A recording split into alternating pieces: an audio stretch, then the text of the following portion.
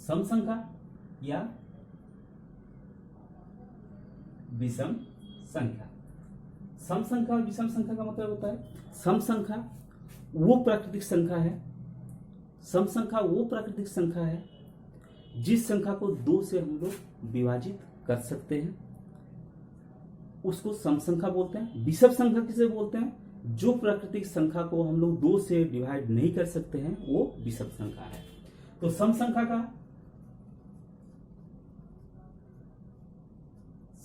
का 2, 4, 6, 8, 10, 12 आगे चलते जाएगा। और विषम संख्या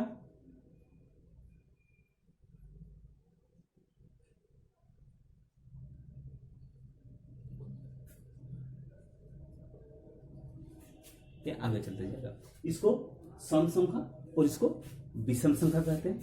अब लेते हैं अपरिमेय संख्या। अभी हम लोग परिमेय संख्या का बात कर रहे थे, अब अपरिमेय संख्या।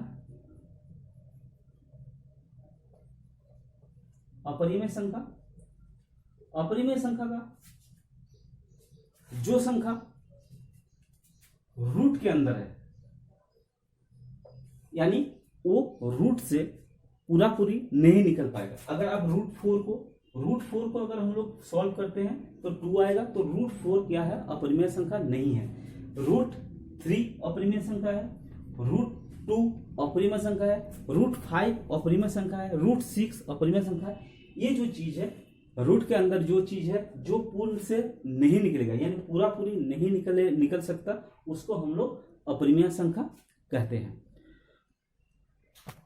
वीडियो को स्किप मत कीजिएगा, क्योंकि बहुत चीज है जो हमें पता है या नहीं है वो पता चल जाएगा इसके बारे में। इसके जब हम लोग देखेंगे वीडियो तब हमें पता चल जाएगा। जैसे एक चीज है अंकित मान। अंकित मान का मतलब होता है फेस वैल्यू। फेस वैल्यू क्या है?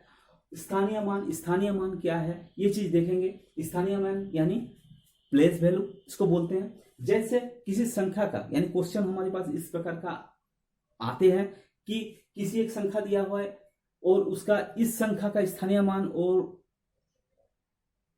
अंकित मान के बीच का अंतर क्या है, इस ढंग का हमेशा क्वेश्चन पूछा जाता है। हम लोग भी अभी करेंगे, इसके बाद करेंगे। आप वीडियो को स्किप मत करना, क्योंकि स्किप करने से क्या होगा, आप लोग को सही ढंग से कॉन्सेप्ट क्लियर नहीं होगा। तो एक एक करके मैं समझा रहा हूं। अंकित मान। अंकित का मान का मतलब होता है फेस वैल्यू। मान लीजिए कि ये एक वैल्यू दिया हुआ है और पूछ रहा है कि 3 का जो स्थानीय मान है वो कौन सा है। 3 का स्थानीय मान कौन सा है और 3 का अंकित मान कौन सा है। तो 3, इस 3 को अगर हम लोग देखेंगे, 3 का जब हम लोग स्थानीय मान लेंगे, स्थानीय मान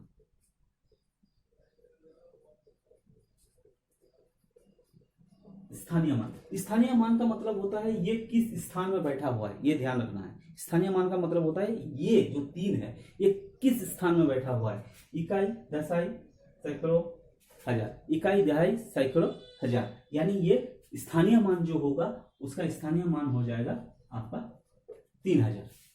स्थानीय मान हो गया।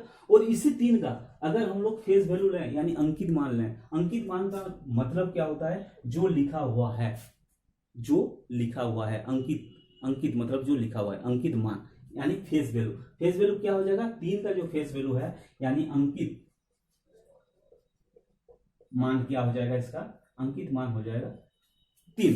तो ये चीज हमें पता होना चाहिए, तभी जाकर हम लोग आगे कर सकते हैं। क्योंकि जब इसका पूछेगा कि इसका अंतर क्या है, तो अंतर क्या करेंगे? 3000 से हम लोग 3 को घटा देंगे। ये दोनों का अंकित मान और स्थानीय मान का गुणनफल क्या है, गुना करने के लिए जब बोलेगा हम लोग इसको गुना कर देंगे। तो ये चीज पता होना सबसे जरूरी चीज है।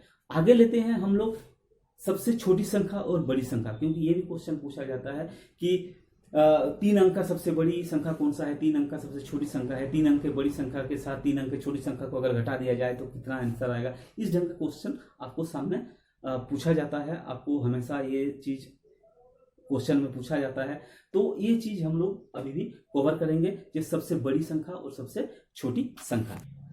ये थोड़ा सा समझ लेते हैं कि जैसे क्वेश्चन आता है कि 2 अंक की सबसे बड़ी संख्या और 2 अंक की सबसे छोटी संख्या। तो 2 अंक के सबसे बड़ी संख्या क्या होता है? 2 अंक के सबसे बड़ी संख्या हम लोग 2 अंक के सबसे बड़ी संख्या है 9 और 9, क्योंकि 9 जब हम लोग गिनते जाएंगे 91, 92, 93, 94, 97, 98, 99, उसके बाद क्या आता है 100 का मतलब क्या हो गया कि वो 3 अंक का संख्या हो गया। तो सबसे बड़ी संख्या कौन सी है? 2 अंक के सबसे बड़ी संख्या 99। और अगर उसी को पूछा जाए कि 2 अंक के सबसे छोटी संख्या, 2 अंक के सबसे छोटी संख्या यानी 1, 2, 3, 4, 5, 6, 7, 8, 9 यानी 1 अंक तक चल रहा है। जब 2 अंक स्टार्ट हो गया तो सबसे छोटी संख्या कौन सी है? 1, 0। तो ये क्या हो गया? 2 अंक के सबसे छोटी संख्या, ये 2 अंक के सबसे बड़ी संख्या। उसी ढंग का अगर हमें बताया जाए कि 3 अंक का सबसे बड़ी संख्या कौन सी है, तो 3 अंक का सबसे बड़ी संख्या क्या हो जाएगा? 999। और 3 अंक के सबसे छोटी संख्या अगर बोला जाए तो कौन सा होगा? 3 अंक का। देखिए 99 2 अंक है, लेकिन 3 अंक पहुंचने के लिए क्या हो जाएगा? 100 यानी 100। ये हो गया आपका 3 अंक का सबसे छोटी। तो ये ध्यान रखना है कि जब पूछा जाएगा कि जितना अंक का सबसे बड़े, तो बड़े का मतलब हो गया बड़ा। लार्ज नंबर मतलब हो गया आपका 9 से आप सोचेंगे कि 999, चाहे जितना भी 4 अंक का बोले, 5 अंक का बोले 5 बार 9 लिखेंगे, 6 अंक का बोले तो 6 बार 9 लिखेंगे।